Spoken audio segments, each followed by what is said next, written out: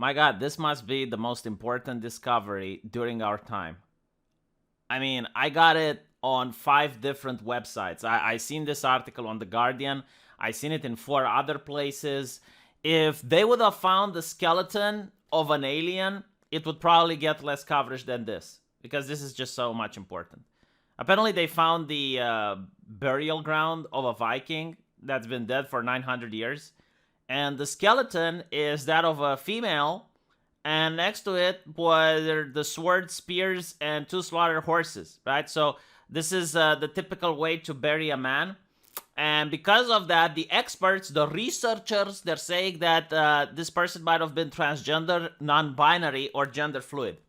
You know what's funny about this ideology? And of course, no one calls it out because people are afraid to speak out against this ideology because, well, the moment you speak out against it, you can get fired or canceled.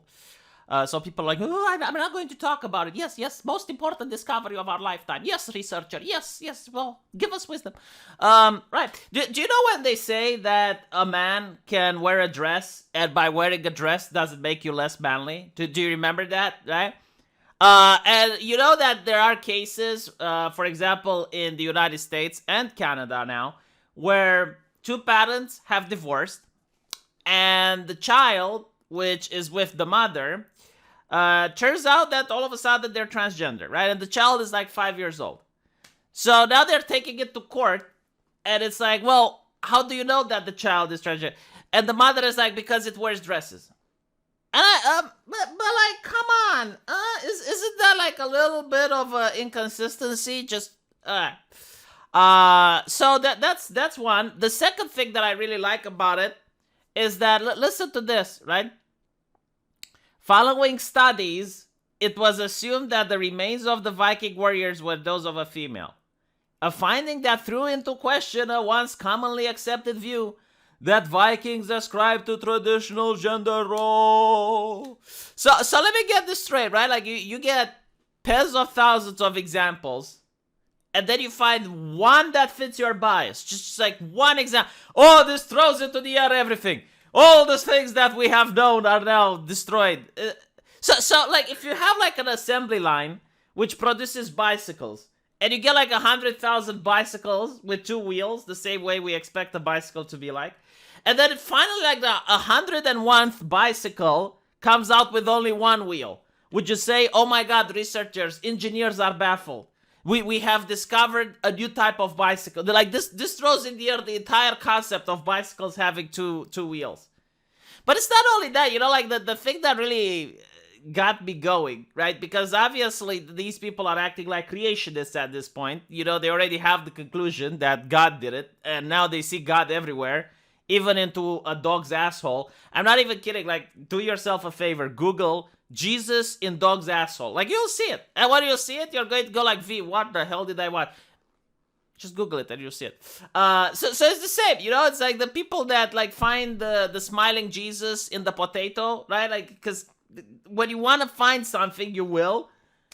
And it's really the same with these people. Like, they're not researchers anymore. They're not scientists. Like, they want it to be the case. Like, they want to find it. Why? Because then they get coverage in the media. Then their names gets published. And it's so weird. Like, instead of, like, getting other scientists that are more deserving and they're probably discovering shit that benefit humanity, you get, like, these bozos, which uncover stuff that has literally nothing to do with bettering humanity or understanding humanity or whatever. It's like you found one grave and you don't even know why, okay? Show me the scientific theory that can prove this person was transgender. Show me the scientific theory that can actually go into the mind of the dead to figure out if this person genuinely identified or not. What research have you done? Not to mention, like, did it occur to you the possibility that maybe, just maybe, like, this person was suffering from a genetic abnormality and maybe they had the bones of a female, but they had a cock? Like, did that occur to you, thinking, you know, that's not a very uncommon condition for people with genetic abnormalities? Like, there are women that have the bones of a man, right? They're born that way. And then there are men that have the bones of a woman. They're born that way. It can happen. Oh, it reminds me of another study that they found out. It's like there was like this Viking that had on his belt apparently like an inscription that looked like the word Allah. And experts concluded that the Vikings were Muslim. And I'm like, wow, really? So Odin, Thor, like all of those, like, no, nope. They were worshipping Allah. So being a conservative in Sweden means you're a Muslim, according to researchers. But like the thing that I really enjoy about it is the fact that they're really happy about the idea that women could have gone to war. Like I don't really understand the fetishization of pop culture towards warfare. Like war is one of the most horrible things that mankind has invented. There is nothing more horrible than war. And if you look at who goes to war, it's the disposable people. Why do you think the name Smith is so common in the United States? Because apparently the Smiths were gunsmiths, right? And because they didn't go to war, they managed to multiply. I'm not even kidding. Like, that's a funny thing.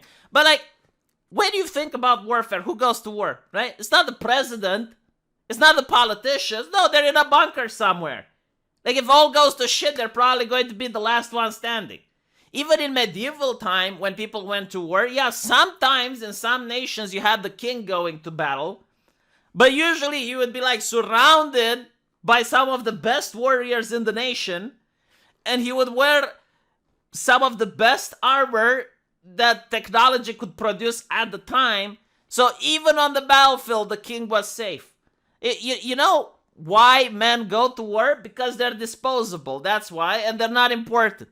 Like, the children don't go to war. The elderly don't go to war because they would be a bother.